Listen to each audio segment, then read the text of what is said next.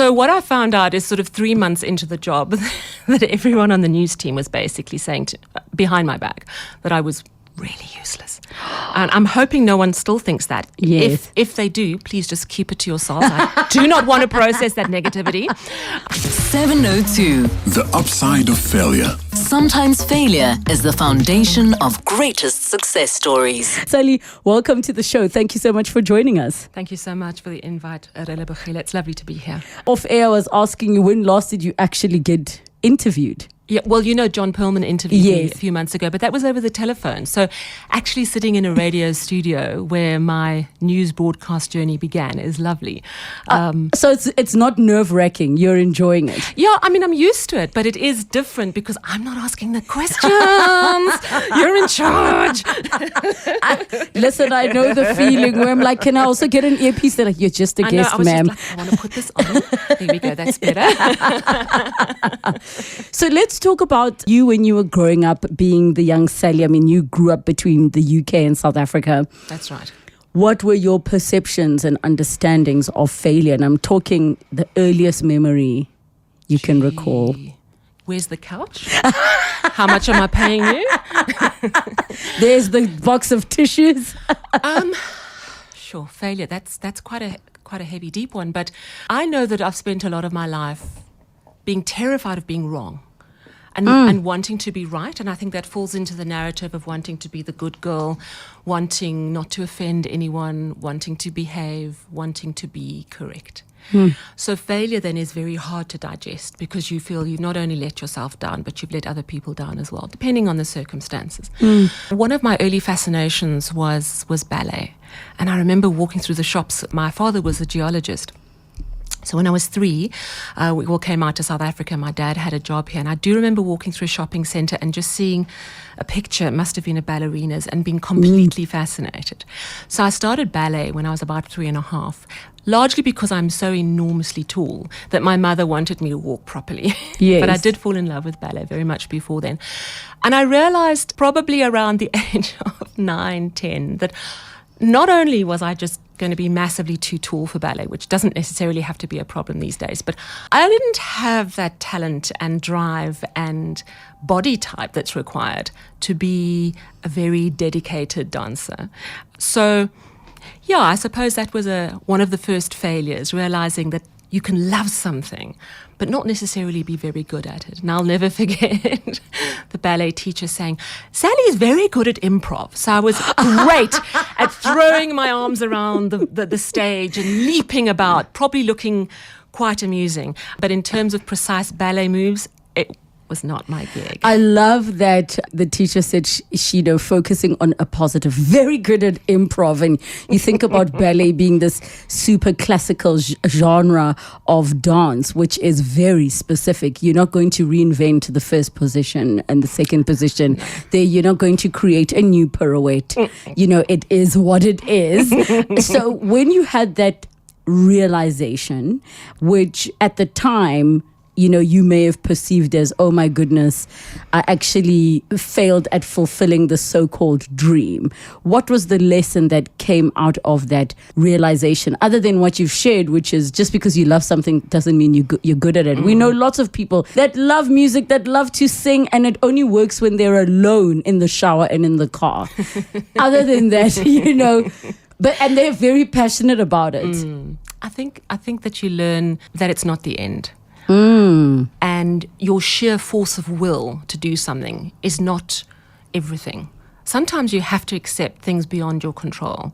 I can't change the fact that I wasn't born with an athlete's body that would have been able to allow me to build the muscle strength to do ballet professionally, because the reality is ballet is very tough work and I am inherently lazy. So, my character would not have suited it either. Plus I eat far too much. So you learn that you've got to try things out. And I think that's certainly a lesson for kids. You've got to try things out and you won't know, because sometimes you'll be surprised at your ability, but you can always take something out of it. So what I took out of ballet was that I love expressing myself on stage and I enjoy being in front of an audience and I enjoy a way of communicating and I enjoy the arts. So I suppose that set me up for this sort of thing that I do nowadays.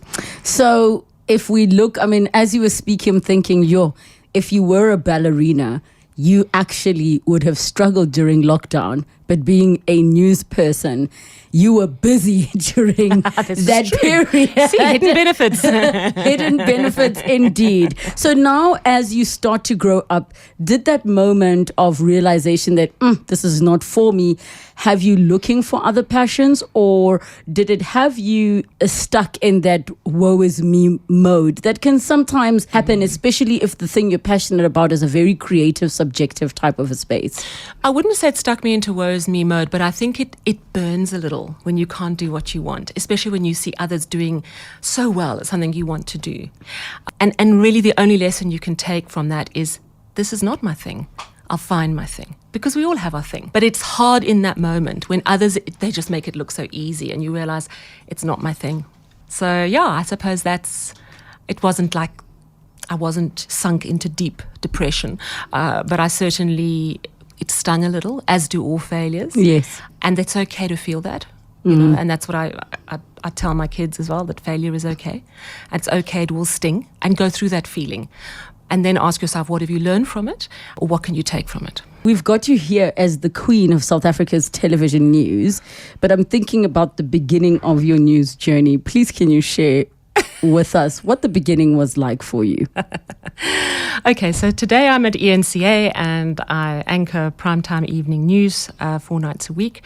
But when I started out, I was at the SABC and I started in radio and I was producing and cutting clips and that sort of thing. And then they advertised they were relaunching the English service channel, making it SAFM. They wanted a fresh new team. I auditioned, I did an interview, I got one of the slots, and it was decided that I would work with John Matham. Darling John Matham, who's in Cape Town. Yes. And we started together. At our, I'll say brother station, because it's John. And John just, I mean, if you know John, you know that he has an encyclopedic, yeah, he would get that right. I didn't get it right. Knowledge of news and current affairs and general knowledge. I mean, he's just such a bright guy. And I was this sort of floaty, dramery, artsy type. Improv is the word you're looking for. Improv, that's right, improv. She's good at improv. And I had a nice reading voice because I used to stand up and read in church every Sunday. So, you know, I had those skills. But in terms of news, I wasn't really plugged in. So I got this job and I realized I had to learn really, really quickly. And it's a lot. To learn a lot very, very quickly because it relies on a lot of knowledge. And they didn't have Google back then. So can you imagine? So what I found out is sort of 3 months into the job that everyone on the news team was basically saying behind my back that I was really useless. And I'm hoping no one still thinks that. Yes. If they do, please just keep it to yourselves. I do not want to process that negativity. And I was really, really upset because, of course, I was trying really hard. And I remember saying to myself, well, maybe this is just not me. Maybe I can't do it. And unlike the ballet situation, I said to myself, you know what? I'm going to stick it out for another 3 months. I'm going to work my hardest. I'm going to learn from everyone I know. And I'm going to try and understand exactly what it is that's required of me. And then at least I can walk away with my head held high.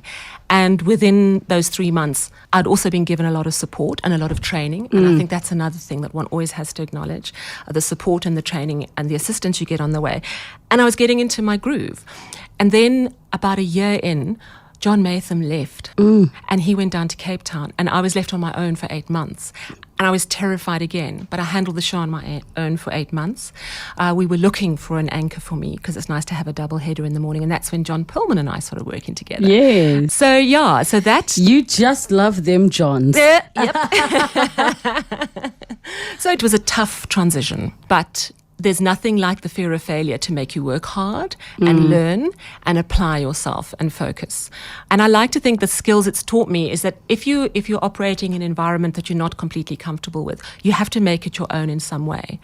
So the only way I could make news make meaning to me, because I wasn't a natural news politics junkie, was to ask myself, What does it mean? What does it mean to the ordinary South African hearing the story? Why would they care? And funny enough, that's a philosophy that I think has stood me in good stead over the years, because whenever I look at a news story, it has to make sense. It has to have meaning, because the reason people turn on the news and they want to know what's going on in their world is they want to be safe, they want to know where the dangers are, and they want to know how it's going to affect their lives. So that has taught me the ability to break down sometimes quite tricky, complicated concepts into understandable chunks, because I've had to understand it first myself and deliver it to everyone else. Aren't you glad that when that transition and that period was happening, that you did not have to deal with social media? Yes.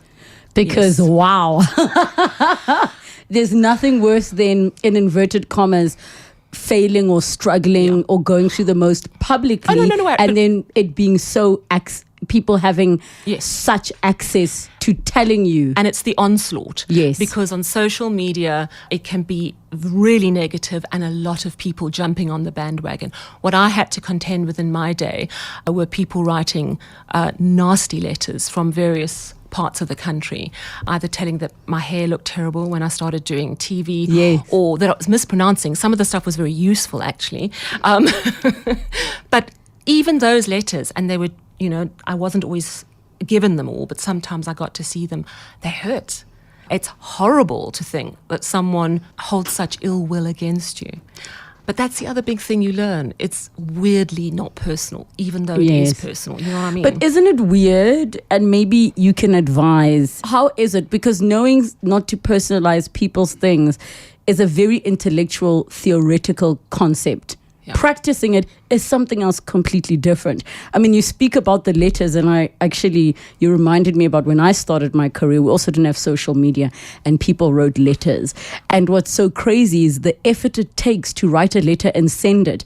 Tweeting is so easy to just be like, oh my gosh, Relebogile sounds terrible on radio. That is so easy. But back then, somebody wrote, paper, you went to the pen. post office. They really hated you. How have you learned not to personalize? You don't do it by pretending you're not feeling your feelings. You have to go, I'm really hurt. And it's often difficult to acknowledge that, because you don't want this person who doesn't even know you to have the power to hurt you. But I think by only by processing the anger, the hurt, the pain, and sharing it with your trusted circle, getting it out, process that, and then go, sure, that person must have not much going on in their life if this is what they need to do. Almost to try and have empathy for that person, because there's something going on in their lives that there's so much venom. I always go, gee, thank goodness I'm not married to that person. But speaking of circles, we've got a special someone on the line. Hi, how are you? Hello, I'm fine, thank you. What would you like to say to Sally? Sally, hi. This is just testament to how impossibly modest you are, that you didn't tell me you were going to be on 702 today. So, can you hear who that is, Sally? Is it Ropiwa? No, it's Sylvie. It's Sylvie. Sylvie Vantelard. Your own My best friend. Sorry, you sounded like Ropiwa, our business anchor. It's the headphones, bad quality 702. Need to do something about it. Thank you. You see, they're laughing. I've clearly hit a button. I'm right, no? Okay. Sylvie, how did they get your number? I don't know, but I was going to say how impossibly modest you are, that you didn't even tell me we were speaking just an hour ago where you were giving me fashion advice, and you didn't tell me you're about to be on the radio. No, because what if I was awful? Well, it's too late now. Let's assume the worst. Can I? This is true. I have to tell you, Sylvie and I have known each other since primary school. We lost contact. She hunted me down when I moved back to Joburg after Rhodes, and we've been firm friends since then. She's basically my unofficial manager. We'll go to cocktail parties, and she'll go, "Do you know who this is? This is Sally Burdett." And people will look kind of, no, I don't know who this lady is. Listen, everybody needs a Sylvie in their life to hype you up. So she'd be one of the people that I'd speak to, and she'd go, that person's an idiot. Oh, Sylvie. So, Sylvie, she's modest and a privilege, and you're an inspiration, and you remain to be. It's been well, you're such a significant part of my life. I mean, how on earth would I, even begin to quantify that? For Sylv to pick up the phone. Sylvie is an amazing architect. She lives in Wilderness. She's just an incredibly talented woman, and she just doesn't blow her own trumpet, but she's phenomenally talented. No, but it sounds like she's neither amazing. Neither do you. So birds of a feather. Oh, well, we'll take that, won't we, Sylvie? Thank you, Relebogile. So just to conclude, what is your view, or even just one line of what you think failure is? Because a lot of the time seeing the upside of it is a very hindsight thing, but having gone through all of those experiences, being where you are while still being human, you're a parent, you still have to go in front of people 4 nights a week. What is your lesson for the listeners on failure? So for me, a failure is a message, and the message can be different depending on the failure. So for example, with my ballet, that was a signpost saying, no, sweetheart, not ballet. Yes. Something else, but there's things to take from it. The message can also be don't give up. When I spent many years trying to get my driver's license, I was only 26. So sometimes you just got to do stuff and you just got to keep going, even though it's frustrating and boring and annoying. The message there can be don't give up, you've got to do this. And sometimes the message can be you think you failed, but this failure is going to become your strength because you're going to learn how to do this in a unique way that is going to make you successful ultimately. Speaking of messages. Hi, 702, my family. Hope everyone is good. Gilbert here from Midrand. Lebo, you are interviewing indeed the queen of news. There was a time when she left ETV, and I was like, you know what, I'll stop watching news from now on. And then when she came back, I went back to listening and watching the news. Sally, I love you. We love you. Please don't punish people again. He didn't know what was happening in the world for the entire time from when you left ETV to going back. Do you know what? I actually never left ETV. I went into management. And speaking of failures, that's not my strength. I would rather be in front of a microphone or a camera any day. Management is tough, especially with us kind of people. It's because managing dealing talent with human beings is a nightmare, and we know ourselves. Sally, what an honor it has been just talking to you and hearing your story. And I think all of us will continue to be inspired, especially those that did not know how you struggled at the beginning. So for those of you that were taking the time writing letters, look at her now. 702.